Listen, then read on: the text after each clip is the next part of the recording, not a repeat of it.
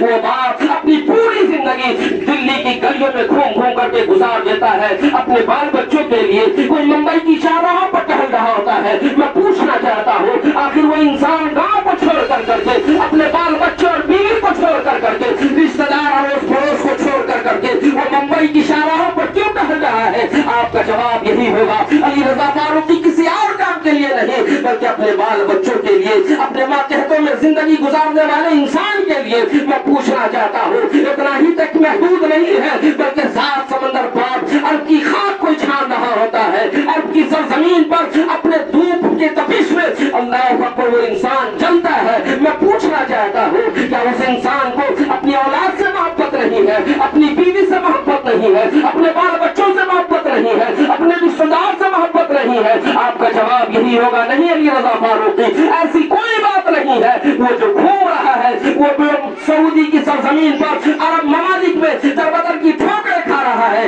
वो इसलिए ताकि हमारे बाल बच्चों को किसी तरह की तकलीफ न हो, किसी तरह की कठिनाइयों का सामना न करना पड़े, किसी तरह का दुख न हो, किसी तरह की परेशानी न हो। अल्लाह अकबर, कोई दिल्ली की गलियों में घूम रहा होता है, कोई मुंबई की शराबों पर टहल रहा होता है, कोई सात समंदर पार अर्ब की खाक छान रहा होता है, मेहनत और मुशक्कत से कमाता है, अपने खून को पसीने की शक्ल में बहा कर करके वो इंसान अपनी पूरी जिंदगी वक्त कर देता है। किसके लिए? अपने बाल बच्चों के लिए, अपने रिश्तेदारों के लिए नहीं, अपने मातहतों में जिंदगी गुजारने वाले इंसान के लिए। क्या वो माँ बाप जब हमारे सामने बुढ़ापे को पहुंच जाए हम उन्हें दुख दे, हम उन्हें परेशान करें? जिन्होंने कल तक जब मैं कोई आरज़ू करता था, कोई तमन्ना पैदा होती थी दिलों में, जब उस तमन्नाओं को बयान कर देता था, माँ ये नहीं समझती थी किस तरह का दुख हमारे साथ होगा, हम भूखे रहेंगे या प्यासे रहेंगे, ये तो अपने आप को बर्दाश्त कर लेती थी। लेकिन माँ बाल बच्चों के अरमानों पर पानी नहीं फेरती है, खुद गम खा कर करके, खुद भूखी रह कर करके, खुद प्यासे रह कर करके,